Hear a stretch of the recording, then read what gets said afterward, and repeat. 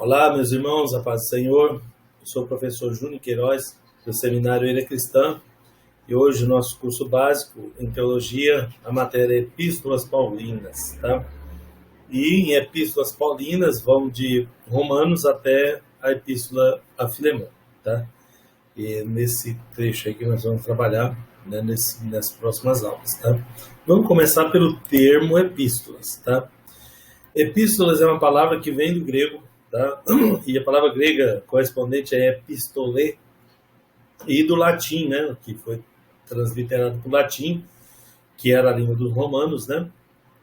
Epístola, epistole do grego, que era a linguagem corrente, né? Até o advento do Império Romano. Nos dias de Paulo, era o Império Romano que dominava a maior parte do mundo conhecido, mas ainda era muito utilizada a língua grega, que o Império Grego tinha dominado 400 anos antes, e isso ficou muito marcado na população do mundo, tá? O grego. Por isso, tem muitos termos que são utilizados, o grego ou o latim, tá? Bom, a princípio era apenas comunicações escritas entre pessoas em caráter pessoal, particular ou oficial, uma carta comum, né?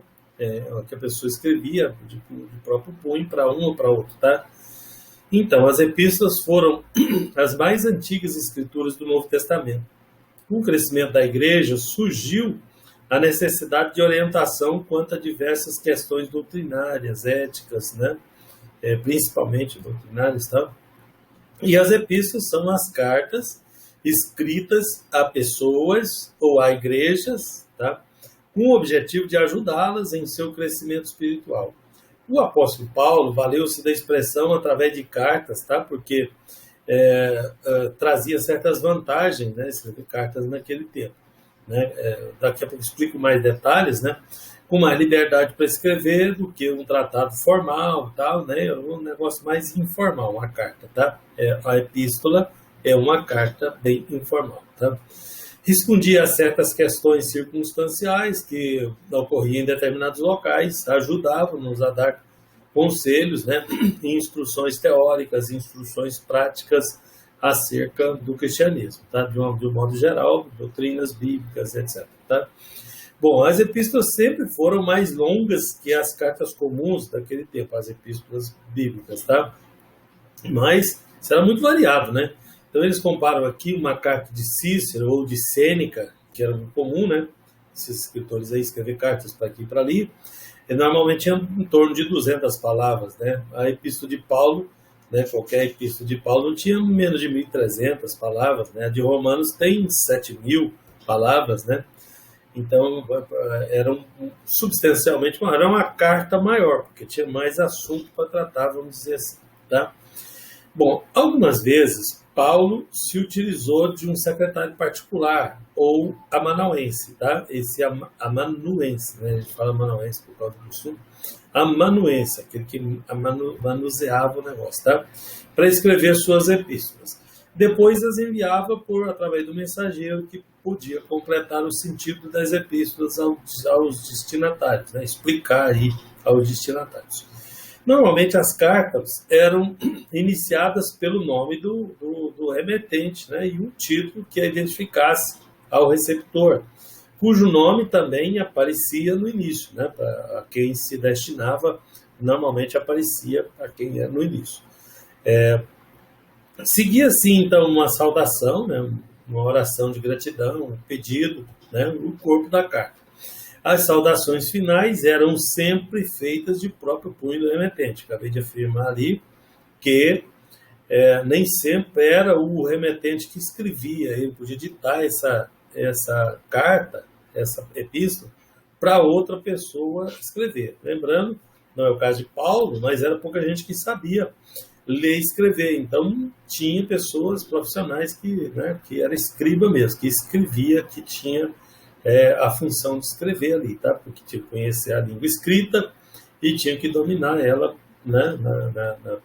Para pôr no papel. Então, por vários motivos, né? Não era o caso de Paulo, porque ele também sabia, né? Ele era bem estudado, mas às vezes ele estava ocupado nas pregações falando e colocava outras pessoas para anotar o que ele estava falando para as pessoas, que serviria para outros ali, para aqui e para ali, tá? Mais ou menos isso. Então, amanuense fazia esse papel aí, tá? Mas o final ali, o fechamento da carta normalmente era feito de próprio punho daquele, se fosse o caso, que escreveu, que enviou a remetente da carta, tá?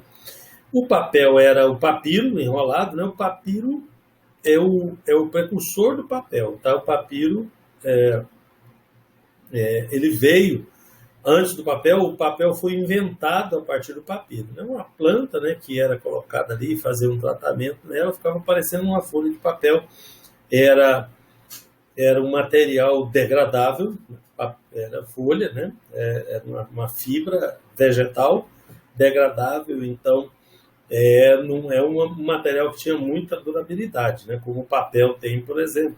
Apesar que depois de um certo tempo o papel começa também a degradar, a amarelar, né? A se dissolver e por aí vai. São fibras vegetais, são degradáveis. O papel também é, tá? Mas o papiro era o primeiro, né? Era a forma arcaica, né, de escrever. Tinha outras formas de se escrever, mas as cartas normalmente eram feitas de papiro, que era mais barato, mais fácil de arrumar, né? Porque lá na Ásia Menor, na cidade de Pérgamo, eles inventaram o pergaminho, né? Que também era bem mais caro, era um material mais elaborado, feito de pele de animais e tal, tá? Mas também era degradável, né? Pele de animais também são degradáveis. Durava mais, mas tinha que fazer um tratamento e tal, tá?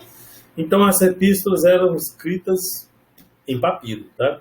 Na época do Império Romano havia excelentes estradas, né, pelas quais transitavam os mensageiros. O Império Romano investia nessas estradas, né? Tinha estrada real, tinha muitas estradas aí governamentais, né, fazendo chegar no seu destino as mensagens enviadas de vários lugares. Então, teve uma época que epístola, que carta era muito comum, né? Era muito, né, enviava carta, recebia carta, carta ia, carta vinha. Hoje as coisas mudaram, só mudou o sistema, mas é a mesma coisa, né? E-mail vai, e-mail vem, mensagem vai, mensagem vem, né? As pessoas têm necessidade de comunicação, tá? Naquela época mais difícil, né? Mais complicado, mas mesmo assim já estava ali se desenhando as necessidades das pessoas, né? No nosso caso, o cristianismo, era muito importante que essas cartas circulassem pelas igrejas ali, porque continham orientações doutrinárias diversas, né? Diversas orientações doutrinárias. A forma de comunicação escrita, portanto, era imprescindível para eles, tá? Os arqueólogos encontraram inúmeras cartas particulares que fazem parte do acervo de manuscritos antigos, bem antigos mesmo, tá? Na página 12, entre as epístolas de Paulo, né, e aos Coríntios, aos Gálatas, Filipenses, Tessalonicenses, né, os elementos pessoais que predominam ali. Romanos, por sua vez, apresenta poucos elementos pessoais, né, menos ainda em Efésios e Colossenses. Só fazendo aqui uma comparação aqui com os elementos pessoais. Era meio a carta, é só para dizer para vocês que a carta era um meio informal de escrever. Não era como um livro, como uma lei, né? Que era um negócio bem formal, escrito para ser daquela forma ali, bem retinho, né?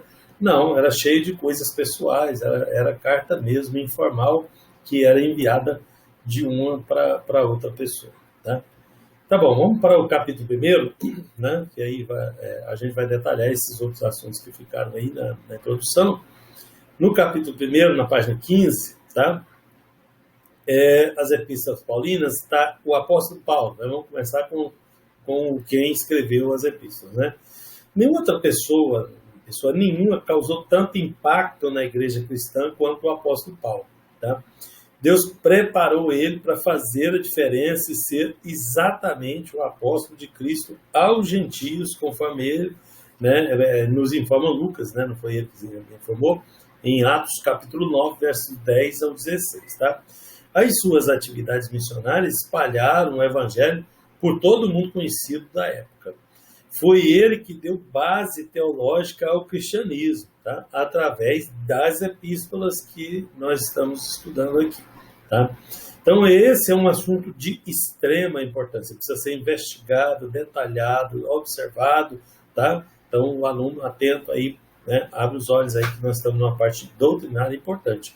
A parte mais importante da doutrina da igreja está nas epístolas paulinas, tá? Bom, pela figura dominante que foi a igreja primitiva, né, e pelo legado literário que deixou, né, escrito, faz-se necessário um esboço de sua vida, né, da vida dele. O apóstolo Paulo era filho de pais judeus, da tribo de Benjamim, e era da seita dos fariseus, tá? Nasceu na cidade de Tarso, na Cilícia. A Cilícia, era um trecho romano, né? É uma província, naquele tempo se chamava de província, né? Como se fosse um estado hoje, uma província romana na Anatólia, onde hoje é a Turquia. Então, lá no pontinha lá do mar Mediterrâneo, de um lado é a Síria, tá? Do outro lado, a Sicília. Tem a Cilícia ali, né? A Cilícia e a Sicília. No caso dele é da Cilícia, tá? E tem a Lícia também, né? Lícia é outra província romana. Então, tinha a província romana da Sicília, mais perto da Itália, a da Lícia, que era mais né, entre, né, a Grécia e esse ponto aqui, e a Cilícia, que era um dos últimos territórios romanos ali junto da Síria, tá? Era uma cidade importante. A cidade de Tarso era grande, era uma grande cidade, porque ali era um ponto estratégico, né? Dali é que ia para o Oriente, né? Ali a estrada real que vinha da Europa passava ali na Cilícia, na cidade de Tarso, tá? Dali ia para Antioquia, dali descia para Jerusalém ou seguia para o lado da Índia lá, o comércio com a Índia era forte, né? Naquele tempo, né? Com os povos orientais era forte, tá? E passava por ali, pela Turquia, né? Passava pelo Bósforo, que era onde tinha a cidade hoje é a cidade de Istambul, né? Que é Constantinopla, que é uma cidade comercial e tudo, né? Que no futuro veio a originar as grandes navegações, porque o comércio era ali, era taxado, etc. Tá? Mas era uma cidade importante porque ela era numa direção, numa estrada muito estratégica. Tá? Paulo nasceu nessa cidade no início da era cristã. Tarso era uma importante cidade do Império Romano e apenas só era superada por Atenas, na Grécia. Tá? Ali na Grécia tinha outras cidades, como Corinto, por exemplo, tá? E outras em volta ali do Mediterrâneo, né?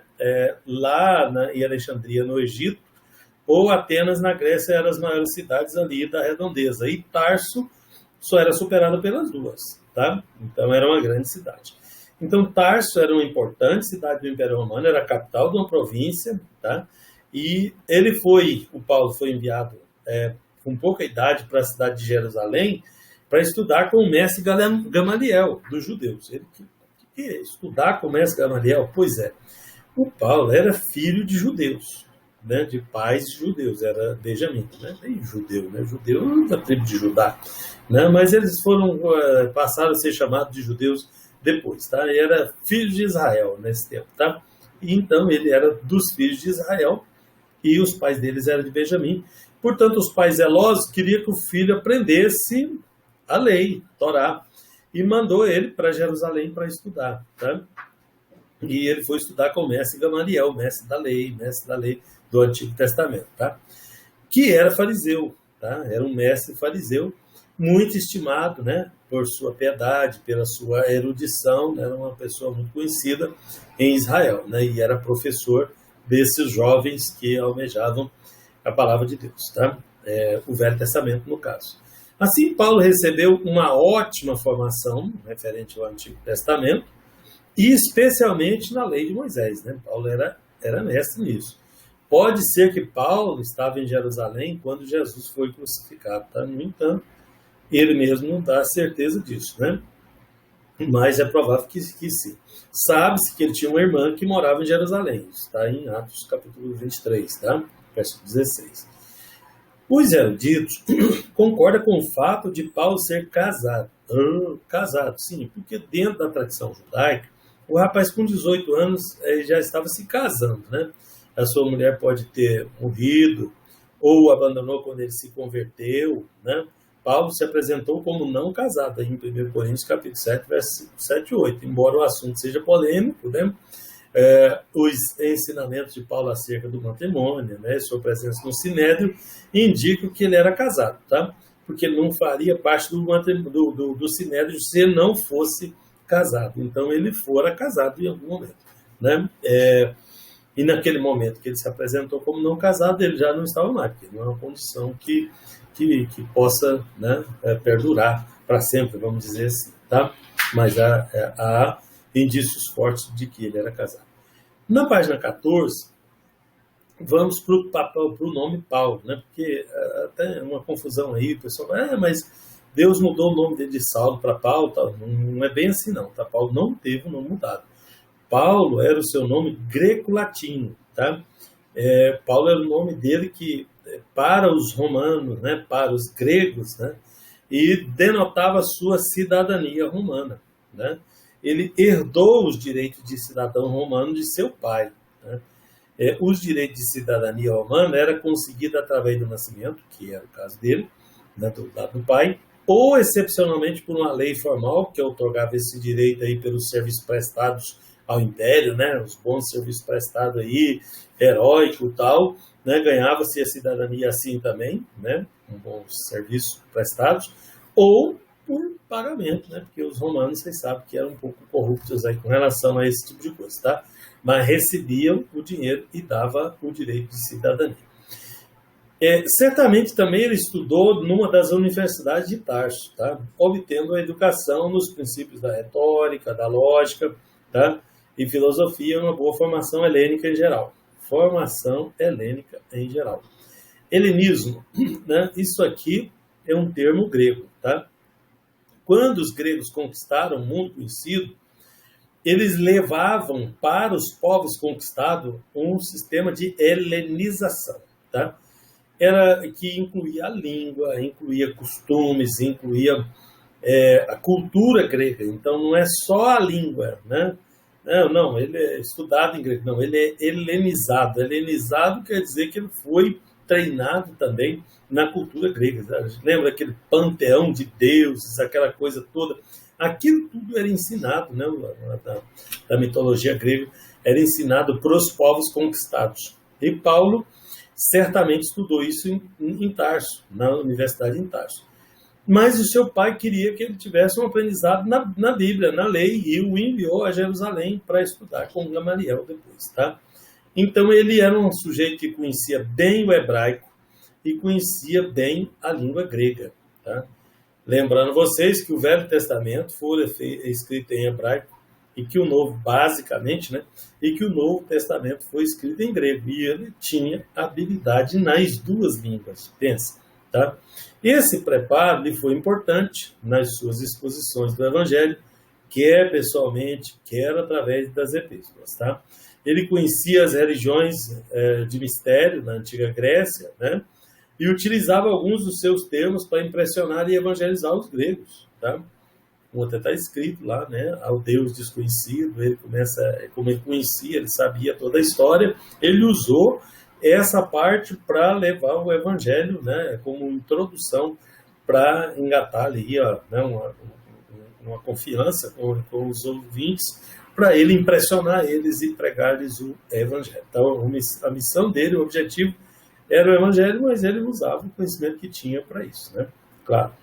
Entretanto, a sua teologia de modo algum era derivada dessas religiões aí, tá? Estava fundamentada, né? Já disse para vocês, as cartas de Paulo, as epístolas paulinas, são o melhor, né? A melhor investigação, o melhor guardado legado que a igreja tem, doutrinária que a igreja tem até hoje. Tá? Então, a sua teologia era fundamentada nos ensinamentos do Antigo Testamento e depois nos conhecimentos adquiridos com os apóstolos que estiveram aos pés do Senhor Jesus Cristo. Tá? Ele deu ali uma atualizada, né, com os apóstolos, então ele tinha bom conhecimento do Velho Testamento, atualizou tudo para o Novo Testamento, que é uma questão de atualização mesmo, né, porque o Antigo Testamento aponta para o Novo Testamento, como a gente vai vendo aí nas lições que se seguem. Tá? Depois vem o nome Saulo, né? Primeiro o nome Paulo, que era o nome greco-romano, da cidadania romana que ele tinha. Então, no meio dos gregos, dos romanos, ele usava esse nome, que era o seu nome romano. Mas no meio do seu povo, ele era Saulo. Tá? Saulo era um nome hebraico, tá? E era usado na família, nos círculos judaicos ali. Tá? A sua formação como fariseu, né? Porque o fariseu é uma espécie de uma seita judaica. Tá? A gente falou disso noutra aula, e vai ter detalhes em outro lugar, por isso não vou me deter aqui. Tá? Então, levou ele, né, a sua formação como fariseu, levou a ser um fervoroso perseguidor da igreja de Jesus Cristo, porque os fariseus, doutrinariamente, tinham muitas questões com os cristãos, tá? Doutrinárias mesmo. Então, Paulo, antes de se converter, ele considerava louco o culto a um Deus crucificado, tá? Ele mesmo disse isso em 1 Coríntios capítulo 1, verso 23. E aparece pela primeira vez no cenário cristão, quando houve o apedrejamento de Estevão, tá? Do qual ele participou ali pessoalmente ali do apedrejamento. Tá? Pelo aparecimento de Jesus Cristo ressuscitado, né, a ele, Jesus apareceu a ele, no caminho da cidade de Damasco. Damasco era a capital da Síria, tá? Até hoje é uma das cidades mais antigas do mundo, né? Paulo foi convencido que precisava se converter e assumir uma nova tarefa, tá? Totalmente contraditória em relação à que seguira, né? Então, a partir do encontro que ele teve com Jesus Cristo ressuscitado, né? Então ele se converteu, mudou de vida e estava convencido que ele tinha uma nova tarefa. Tá? E em relação a que seguir até aquele momento, né, a evangelização dos gentios era a sua nova tarefa, né, dos reis e dos judeus, né, de um modo geral. Tá? Então, aí começou o ministério dele de cristão. Né? Até então, ele era um fariseu judaico. Tá? A literatura epistolar do Novo Testamento, já estou aqui no finalzinho da página 14, né? 21 dos 27 livros que formam o Novo Testamento pertencem ao gênero epistolar. Tá? Então, nós temos 27 livros no Novo Testamento. 21 são epístolas. Tá? Então, é um gênero muito utilizado naquela época, diferente da outra época, quando foram escritos os outros, era outra forma, né, outra cultura e tudo. Aqui, eles herdaram um pouco da cultura dos gregos, misturado com a cultura dos romanos, tal. E a epístola era um costume ali, fazia parte da cultura deles mandar carta dessa forma que fora feito, desenvolvido o Novo Testamento. Tá? Então, são cartas escritas com a finalidade de dirigir, de aconselhar, de instruir, né, os seus primeiros desenvolvimentos ali, né, nas igrejas recém-formadas, ou para ajudar os responsáveis para pastoreá-las e administrar as igrejas. Tá? No livro de Atos dos Apóstolos, relata-se, né, como é que a fé cristã começou a se propagar pela Palestina, né, pela Ásia Menor e diversos pontos da Grécia nos anos seguintes à ascensão de Jesus. Né? Jesus ascendeu ao céu e começou, né, a propagar o Evangelho, e aí mostra, no livro de Atos mostra isso aí, daí mostra como é que foi que começou com essa propagação, essa troca de cartas.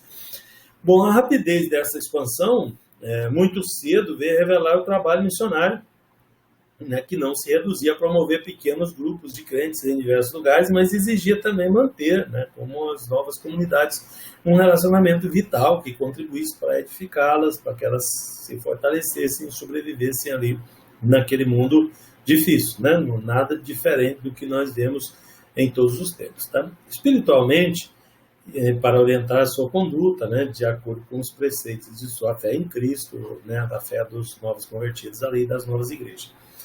No Novo Testamento, além das epístolas canônicas, aquelas que são colocadas no cânon, são consideradas a voz de Deus, são sagradas, inspiradas, né? Inclui outras 2 em Atos, né? E 7 que foram dirigidas às igrejas da Ásia Menor. Porque nesse tempo tinha também os livros apócrifos. Esses livros apócrifos foram foram produzidos nesses 400 anos antes da vinda de Jesus, tá? Antes do tempo de Paulo, antes da vinda de Cristo. E muito se fez para tentar inserir aquelas epístolas que não eram consideradas canônicas no meio dessas aí, que eram as canônicas, tá? Bom, na época em que surgiram as epístolas neotestamentárias, né, do Novo Testamento, era prática habitual, né, que o autor ditasse o texto a um assistente, como eu já disse para vocês. O texto da carta aos Romanos foi ditado pelo apóstolo Paulo, a um crente que se identifica a si mesmo como Tércio, tá? Vocês podem conferir lá, em Romanos 16, verso 22, ele cita esse fato, de que foi Tércio que escreveu a epístola aos Romanos, tá? Paulo ditou a ele. Em certas ocasiões, o autor se valia de um escrevente, né? Mas não só de um escrevente, de um amanuense, mas de um secretário mesmo, né? Que, uma vez informado dos assuntos a tratar, se encarregava de compor e redigir a carta do princípio ao fim. Então, ele pegava o tema ali, é isso, para escrever isso, sobre isso, aquilo. E aí ele pegava ele mesmo, desenvolvia o texto. Então, tinha um amanuense que só repetia o que a pessoa ditava. E tinha o secretário um cargo importante lá, né, que redigia o texto dentro dos temas, né, ele só não definia os temas, mas era muito comum também, tá, naquela época também. Em qualquer caso, e a gente está falando da igreja, mas também acontecia nos reis, lá, nas autoridades, lá, a pessoa compunha carta, a igreja fazia o que o mundo estava fazendo ali naquela época, da mesma forma, é uma questão cultural até. Em qualquer caso, também era comum que ao término do escrito, o próprio autor, né, acrescentasse de próprio punho o seu nome, e ia uma doxologia final, né, uma saudação ali final. Tá? Bom, no final da página 15, né, introdução à teologia paulina. A teologia de Paulo distribuía por certo número de epístolas, né, destaca-se a mais notável interpretação da pessoa e obra de Jesus em todo o Novo Testamento. O estudo dos evangelhos, né, do livro de Atos e das epístolas paulinas conduz às mesmas conclusões. Tá? Paulo desenvolveu uma teologia cristã com base na existente que se originou com Jesus, baseando no Antigo Testamento e reputada como plenamente autoritativa, tá? Como canônica, como eu já disse. A teologia paulina centraliza-se na justificação pela fé. Esse termo aí é forte, tá? Foi objeto da conversão de grandes homens de Deus, tá? Inclusive do reformador Lutero, tá? A justificação pela fé.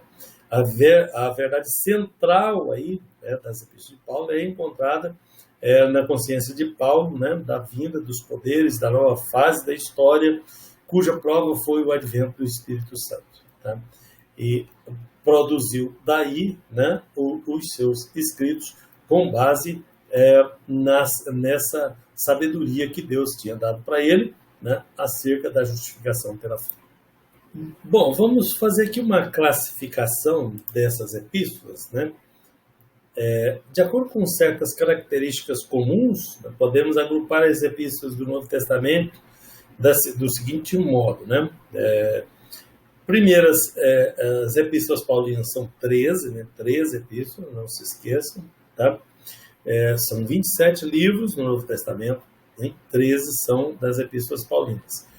Nós temos primeiras epístolas, que são consideradas primeiras, 1 Tessalonicenses, 2 Tessalonicenses, tá? Alguns consideram posterior, né?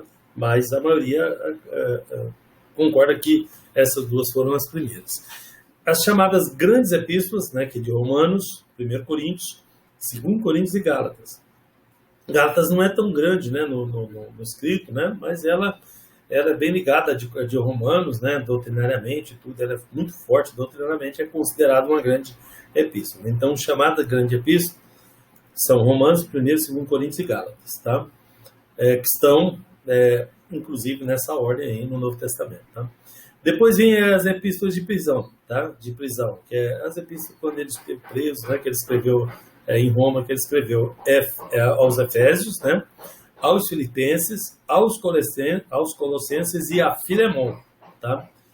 E a última classificação, as epístolas pastorais, tá? que é 1º e 2º Timóteo e também Tito, tá? Que são epístolas voltadas para o pastoreio mesmo, na orientação pastoral, palavra pastoral mesmo, tá? Então, o título que recebe cada grupo está inspirado no tema, o propósito geral das cartas que o integram, tá? Ou nas circunstâncias que rodearam a sua redação ali, ok? Então, vamos ao capítulo 2, Epístola aos Romanos, tá?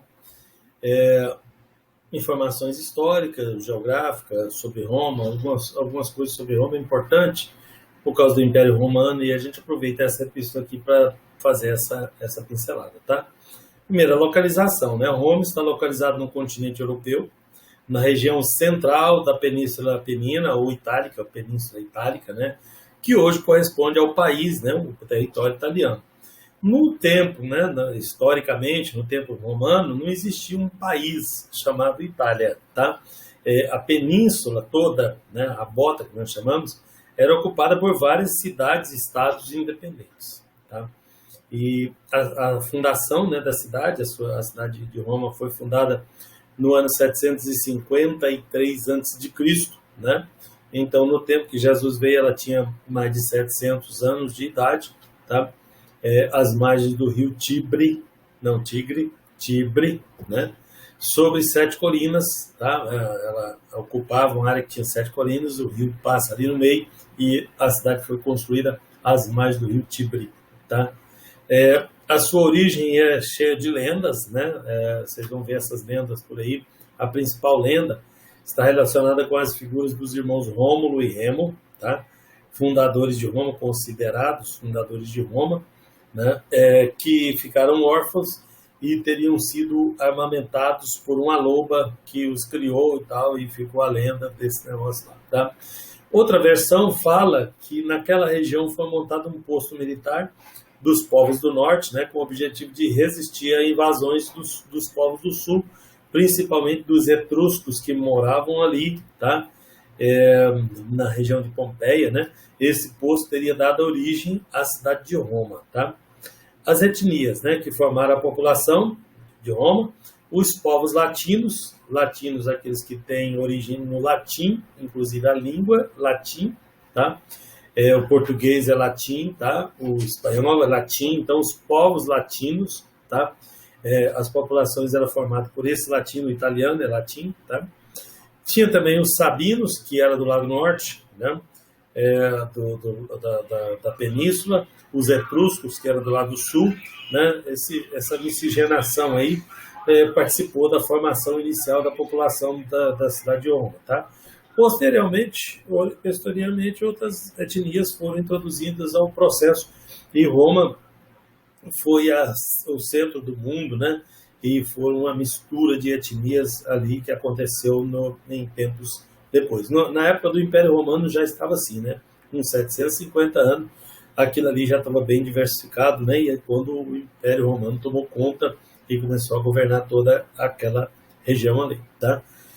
A organização social, a população romana já nos seus primeiros séculos dividiu-se em classes sociais, tá? Quem tinha mais, quem tinha menos, era dividida em classes, que eram chamados de patrícios, plebeus, clientes e escravos. Isso espalhou por toda a Europa também, eles chamavam isso assim, na Espanha, em Portugal, tá? Os patrícios, né, eram os nativos das cidades, aos quais estavam ligadas as famílias tradicionais, tá? Eram os donos das terras, né? Possuíam cidadania, status, nobreza, eram os ricos ali, tá? Tais famílias se organizavam em cúrias. Então, a palavra curioso vem daí, viu? Era cúria daquela família ali, né? Né? A nata daquela família ali, que por sua vez formavam as tribos, né? Daí vinha o rei e os membros do Senado, tá? No meio dessa realeza aí, né? Dessa nobreza, é a palavra que eu queria usar. Depois vinham os plebeus, tá? Os patrícios, então, eram os fortes ali, né? Os ricos. Os plebeus eram os pobres, né? A classe popular, a plebe, tá? Os pobres mesmo. Eram aqueles indivíduos sem raiz hereditária entre as famílias importantes, né? Normalmente eram imigrantes, não possuíam nenhum direito de posse na terra, Eu estou na página 22, tá?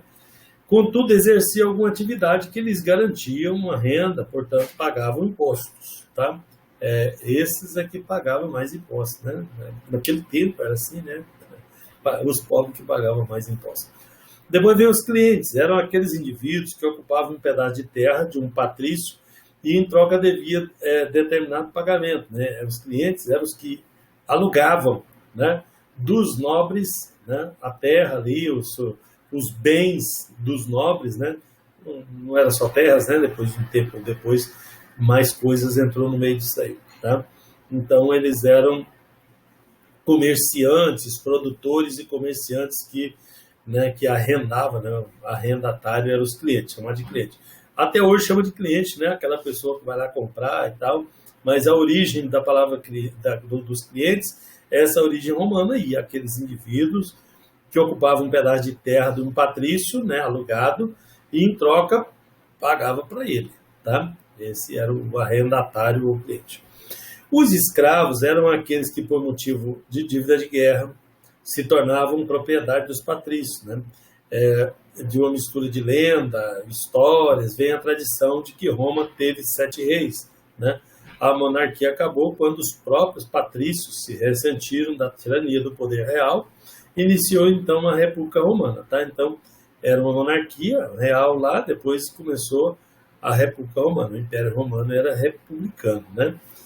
O Império Romano, tendo formado um poderoso exército, né, Roma conquistou toda a Península Itálica, tá? A Espanha, Península Itálica e mais a outra península lá, né? A Espanha, Portugal, a Cilícia, a Sicília, desculpe, que aí é do lado europeu, a Cilícia é do lado asiático, tá? E todas as nações em volta do mar Mediterrâneo, formando-se então o grande Império Romano, tá? Roma se tornou a capital do mundo e por isso passou a dominar os povos de diversas nacionalidades, de diversas línguas, religiões e costumes, tá? Guerra, riqueza e desenvolvimento. As guerras de conquista aumentaram excessivamente no tempo romano. A riqueza de Roma era através do espólio de outras nações. Que espólio? Eles ganhavam a guerra e tomavam, né, e retiravam tudo que pertencia, os bens que tivessem valor das nações, dos povos conquistados. Tá? Isso é espólio. Todo esse poderio econômico proporcionou um desenvolvimento muito grande na cidade de Roma. Tá? As famílias ricas passaram a contratar professores gregos para ensinar os seus filhos. Vocês sabem que os gregos eram os mais letrados, os mais estudados, tá? Os maiores filósofos e tudo, né, daquela época, tá? Aqueles grandes filósofos. Além disso, muitos literatos e artistas gregos se deslocavam para Roma, tá? Comerciantes de várias nacionalidades iam morar em Roma, ou fazer a vida dos seus negócios, como uma grande cidade hoje, né? Atrai todas essas pessoas em busca de oportunidades, né? Como Nova York, por exemplo, tá? As pessoas estão procurando oportunidade. Assim era a cidade de Roma na época que, no seu auge, no seu apogeu, tá? Até no ano 459 da era cristã, quando caiu, né, o Império Romano ocidental caiu ali, né? Então já tinha 750 anos quando Jesus nasceu e ainda durou mais 450 para frente aí, né, a cidade de Roma, tá? Nesse tempo, a cidadania romana já não estava restrita aos patrícios. Ser cidadão já não dependia apenas da hereditariedade, mas se tornou uma questão financeira, né? Aí podia pagar e tal. Foi o que aconteceu com algumas pessoas ali, né? Um soldado romano disse para Paulo que ele tinha conquistado a cidadania romana por uma alta soma de dinheiro, tá? E Paulo falou, mas eu sou de nascimento, quer dizer, podia ser de nascimento ou podia ser comprado, né? Então, ele era cidadão romano, né? Então, explicando Roma, a gente acaba entendendo essa questão toda, tá? As construções romanas, até hoje, né, impressionam os visitantes de Roma, aquelas edificações, entre elas estão o Panteão. O Panteão é uma quantidade enorme de deuses, tá? Onde os deuses se encontravam, tá? Então é chamado de panteão. Quando você vê essa palavra, você já... Panteão, eles são deuses, tá? O Coliseu, que era um grande estádio, né? Era onde se realizavam lutas entre gladiadores, e ali também muitos cristãos foram lançados às feras. Aí você pensa, não, mas reuniu o povo lá para jogar os cristãos às feras, e que coisa mais estranha, que as pessoas iam fazer lá? Não, era teatro, né? Aquele coliseu ali, eles faziam o teatro, aí na peça teatral, o leão comia a pessoa. Então botava um cristão lá e soltava o leão comia a pessoa. Então era um teatro meio reality show, né? Um negócio assim macabro para destruir, né, a reputação dos cristãos da época. Tá? Então o Coliseu era uma grande construção, um grande estádio que foi usado para essas coisas aí. Na página 23, né, é uma coisa importante, os aquedutos, que são canais que conduzem água das montanhas para as cidades, era muito comum, porque no caso de guerra, né, precisa haver uma proteção maciça da água, porque se contaminar a água, você destrói a cidade, né? Então os romanos se especializaram em construir aquedutos, tá? Que, inclusive em Jerusalém tinha aqueduto, tá? Que trazia a água da nascente na montanha, ela vinha por canais cavados na rocha até a cidade, né, protegida, para que tivesse uma proteção ali, né? Então, quando um inimigo ia atacar uma cidade, ele ficava procurando, será de onde que vem essa água, tal, né? A água sempre era usada nesses casos aí, tá?